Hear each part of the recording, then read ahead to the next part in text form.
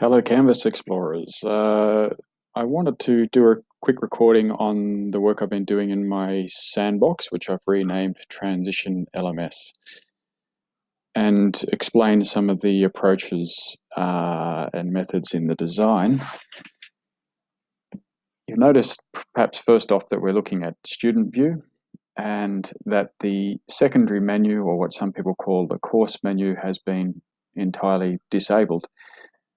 That is an attempt to try and make the Canvas course present better in a mobile browser rather than relying on the mobile application that's available to only two operating systems and certain versions of that operating system at that.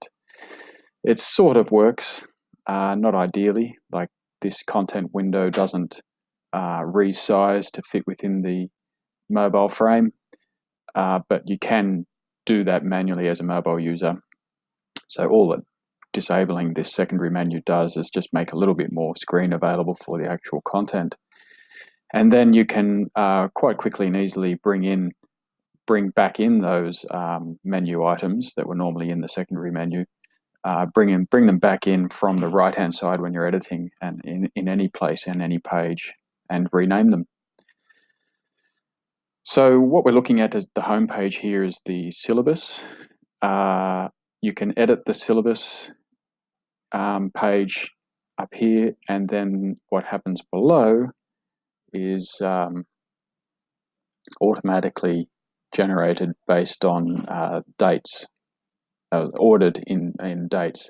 So what I've created here is a course, if you like, or maybe even a project management space for teachers considering the transition into Canvas.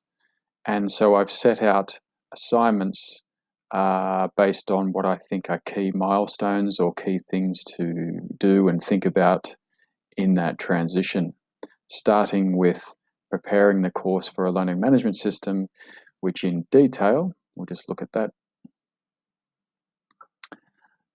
Remembering we're looking at an assignment page, and at the top of that assignment page is a scheduled Hangout on Air or YouTube Live meeting, and then a description and criteria for the assignment, and then a rubric to guide the criteria. Now, the criteria in this rubric are brought in as outcomes. And so if we go back to the workflow, or the suggested workflow, once the course has been prepared for a learning management system, and what that essentially means is a comprehensive course guide, such as the Part B at RMIT, we go through, after we've created a profile in Canvas, which is a simple 5-minute job, then we list outcomes in Canvas. So listing the course learning objectives as outcomes in Canvas so that they can be imported into the rubrics used for each of the assignments. And this is an interesting possible solution for some of the VE programs, where if and when we get a program shell, we could create all of the units of competencies as outcomes in that program shell, and then they'd be available for selection into the marking rubrics for each assignment. And then you go ahead and create assignments in Canvas. Now, if I look at the calendar, or no, before I do that, I'll just have a look at some of the other things I've included in here. Oh, you know, the animated GIF, no doubt you've noticed that. Just a simple white background animated GIF, whatever, it's just a visual thing. The overview, which might otherwise be the course outline or course guide that you'd link to or embed here. This is just an iframe embedded Google slide version of that.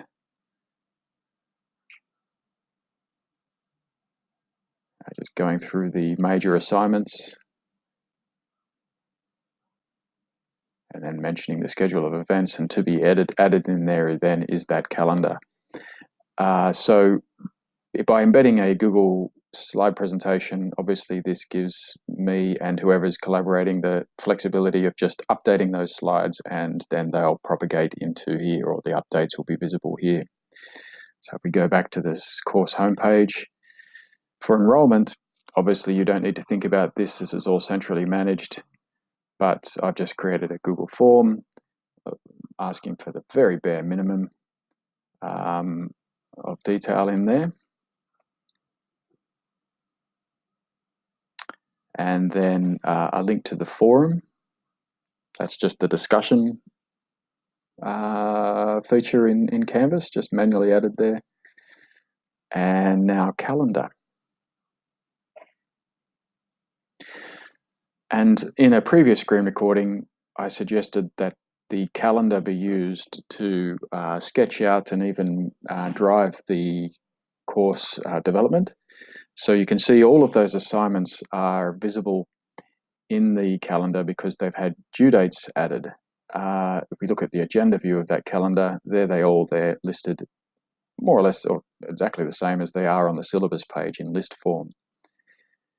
The key thing to think about in terms of that calendar is that that will drive notification through to participants in the course. So if I was to use this course as a project management space to help teachers in the school I'm working at to develop up all their courses in Canvas, then all of these key milestones would be included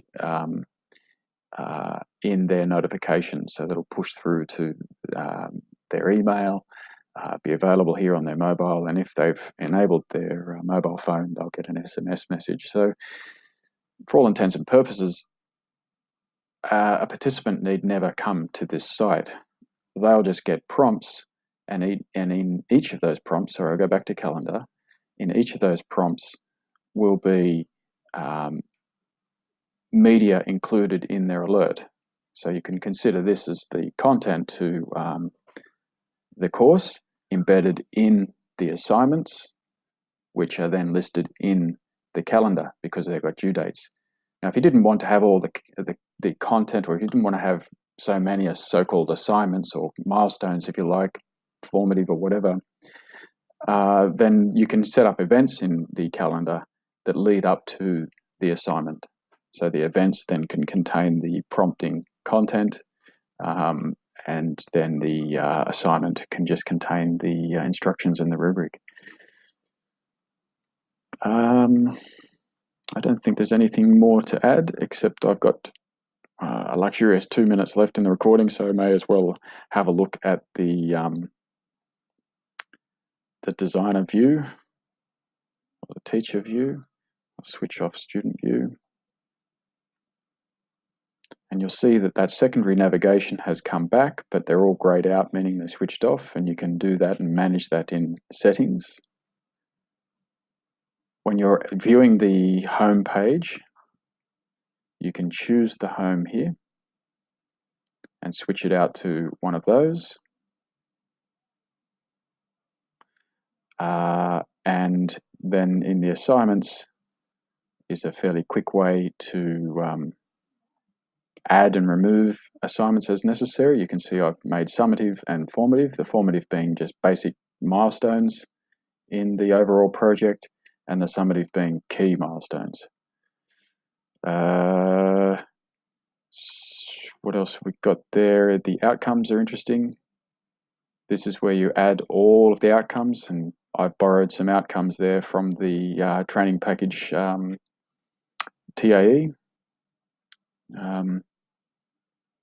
And then added a few of my own just for demonstrations. And so those outcomes then are available in the assignments. We go to into the assignment, we go to edit the rubric. I've got only 30 seconds left. At the bottom of the rubric, you simply find outcome, and then it loads up all your preloaded outcomes with all of their details and add them in there. I haven't added the full detail to each one of them, but you can add quite a rich array of information into each of those outcomes.